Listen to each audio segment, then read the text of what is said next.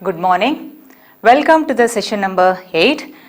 I will be continuing with the same chapter, that is chapter number 6, that is molecular basis of inheritance. In the previous session, we studied DNA replication, and an experiment to prove that the DNA replication was said to be semi-conservative. And then we studied RNA, different types of non-genetic RNA, mRNA, tRNA, ribosomal RNA, and then in the previous session we studied transcription, that is the first part of the central dogma. So what is meant by central dogma? It is the flow of genetic material from the DNA into protein. So there are two important aspects: synthesis of mRNA from the DNA in the nucleus. This part is said to be transcription. We studied this in the last session. Now coming to the next is synthesis of protein from mRNA. This is said to be translation. So together is said to be, what do you call? Central dogma. So it is the flow of genetic material from the DNA into the protein. So there are two important aspects. The one is said to be transcription, synthesis of mRNA from the DNA in the nucleus. Second one is the translation, that is the synthesis of protein from mRNA in the cytoplasm. Today we will discuss translation. That means it is the synthesis of protein from mRNA in the cytoplasm. Now, translation includes number of steps. The first step is attachment of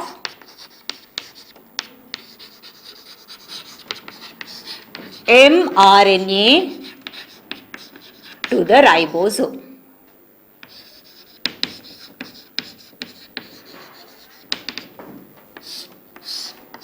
This is the first step. So there are two types of ribosomes. Ribosomes are like this. This is said to be 70S type and this is said to be 80S type. So S, that stands for Svedberg unit. So 70S type, that is present in prokaryotes, 80S type, that is present in eukaryote. So that this is the ribosome, and ribosome consists of two units. One is said to be smaller unit, one is said to be larger unit. Here smaller and larger, and here also smaller units, and this is said to be larger unit. So before the synthesis of protein, these units are like this. It is in the form of separate structure. So during the synthesis of protein, what happens? These two assemble together. So here what happens? The first step is attachment of mRNA to ribosome. So this is mRNA 5' and 3'.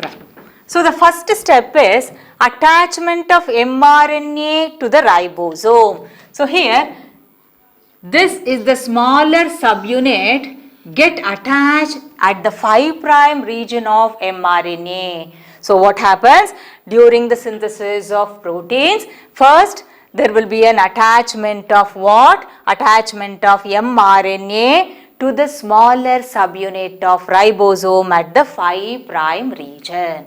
Second step, activation of amino acids.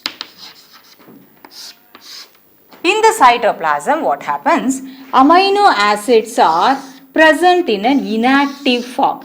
This is said to be amino acid pool. And these amino acids are activated by an enzyme that is said to be amino acyl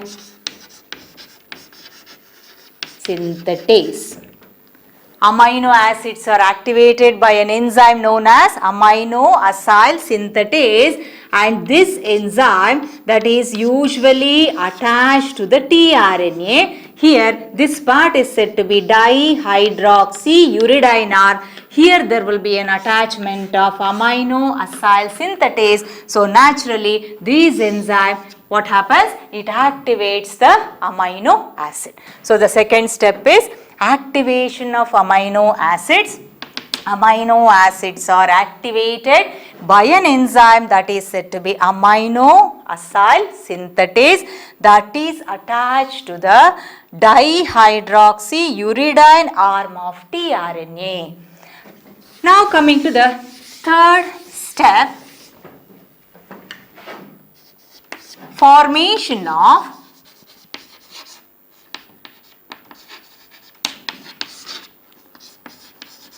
loaded tRNA. So here what happens? There will be amino acids are activated. First amino acid that is said to be methionine. Here methionine that binds with the, this is the tRNA, binds with the 3' region. This is the methionine.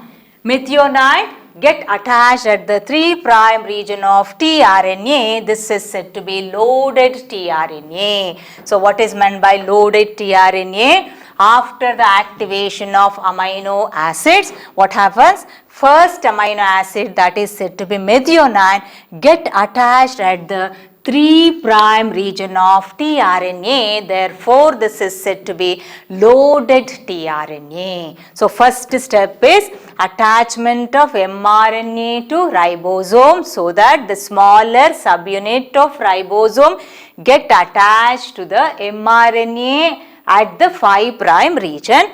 And the second step is activation of amino acids. Amino acids are activated by an enzyme that is said to be amino acyl synthetase. And the third point is formation of loaded tRNA. So the activated amino acid, that is the first amino acid methionine, is get attached at the 3' region of tRNA. This is said to be loaded tRNA. Now coming to the next step, fourth step, initiation of polypeptide chain. Coming to the fourth point, initiation of polypeptide chain. This is mRNA 5' and 3', and this is the attachment of smaller unit of ribosome towards the 5' region. Here there is a presence of initiator codon.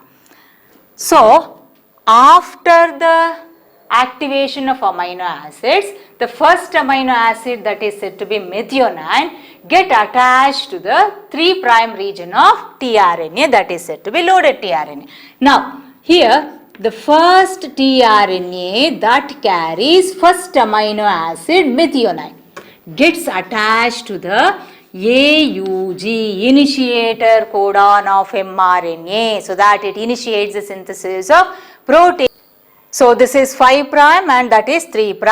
First tRNA that carries first amino acid methionine is get attached to initiator codon AUG, so that it initiates the synthesis of proteins, and this is mainly due to initiation factors along with the magnesium ions. And after this what happens? There will be a larger subunit get attached to the smaller subunit. So this is about the initiation. So what is meant by initiation? So here first loaded tRNA which carries first amino acid, that is said to be methionine, is get attached to the first initiator codon, that is AUG, so that this is mainly due to initiation factors and magnesium ions. So immediately what happens? The larger subunit get attached to the smaller subunit. Now this larger subunit consists of three parts: A site, P site, E site. This is said to be acceptor site. so that it accepts amino acid. This is said to be peptidyl site, so that it helps in elongation of proteins. And this is said to be E site, exit site. After the release of amino acid, empty tRNA comes out of the ribosome through this exit site. So there are three sites: acceptor site, peptidyl site, exit site. Now coming to the fifth part, elongation. Elongation of polypeptide chain. After initiation, there will be an elongation. This is 5 prime, this is 3 prime, and this is the smaller unit of ribosome.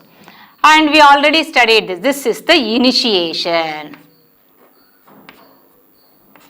This is the first tRNA that gets attached in the AUG region.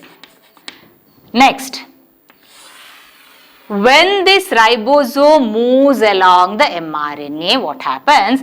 Here, second loaded tRNA, this is, I'll write it, T2, second loaded tRNA binds to the A site, and this is the P site and this is the E site.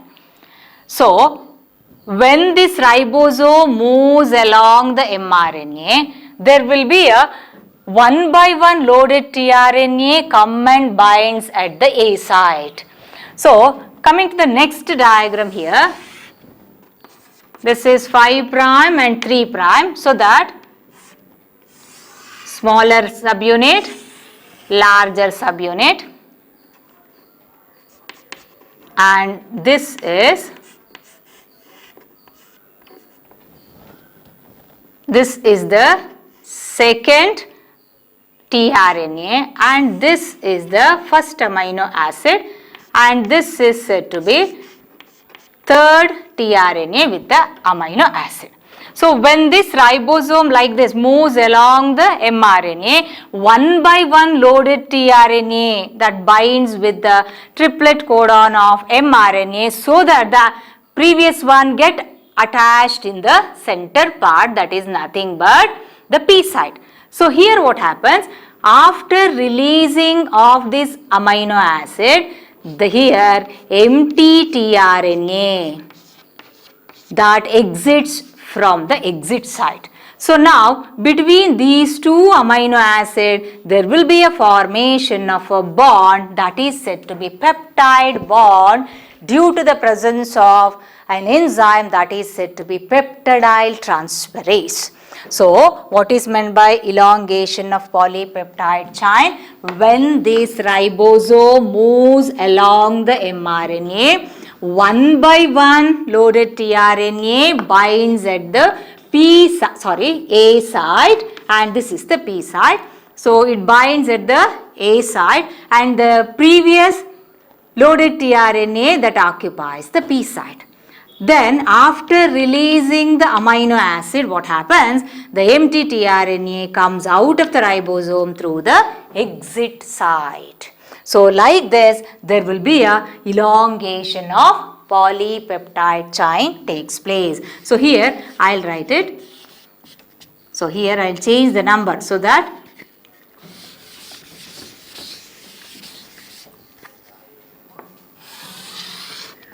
this is 5 prime, this is 3 prime,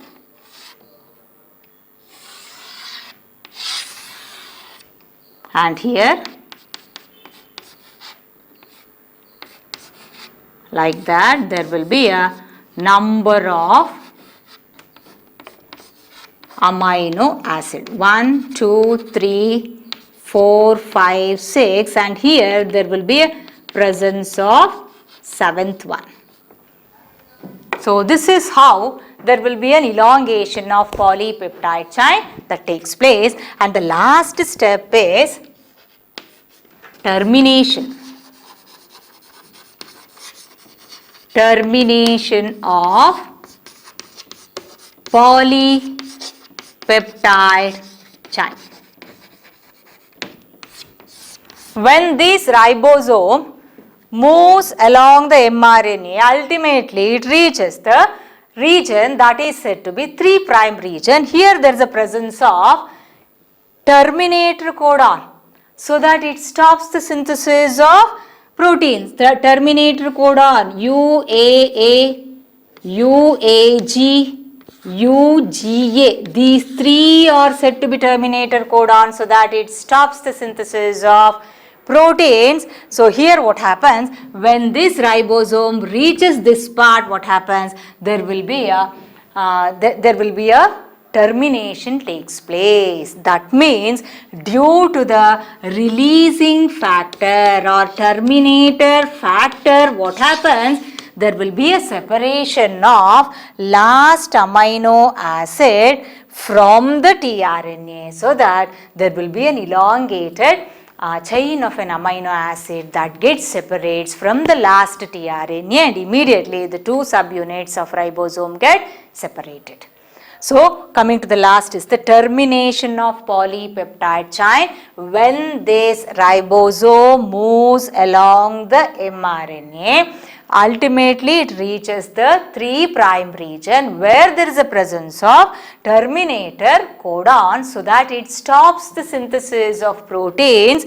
What happens? So there will be a last tRNA that separates from the amino acid, that results in a chain of amino acid that separates from the tRNA. Immediately what happens, the two small ribosomal units get separated.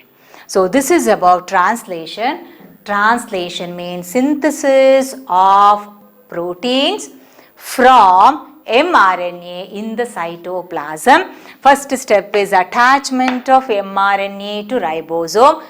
Here mRNA or the smaller unit of ribosome get attached to the mRNA at the 5' region.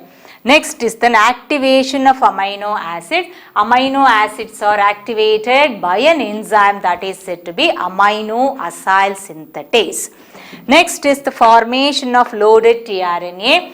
So here what happens, after the activation of amino acid, the first amino acid is said to be methionine, is get attached at the 3' region of tRNA, that is said to be loaded tRNA.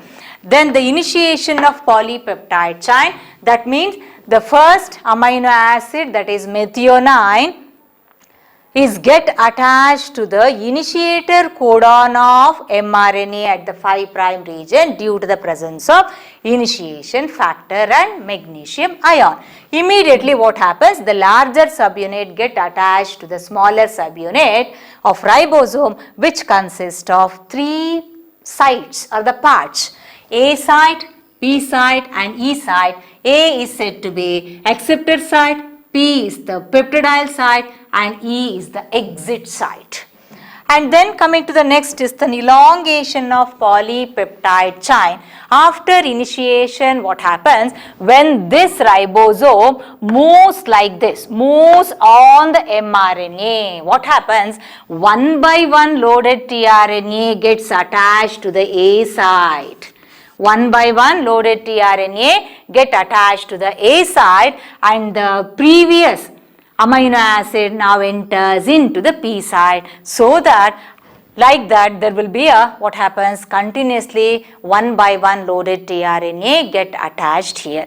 And then after releasing the amino acid, the empty tRNA now comes out of the ribosome through the exit site. Simultaneously what happens, between the two amino acid there will be a formation of peptide bond, mainly due to the presence of an enzyme that is said to be peptidyl transferase.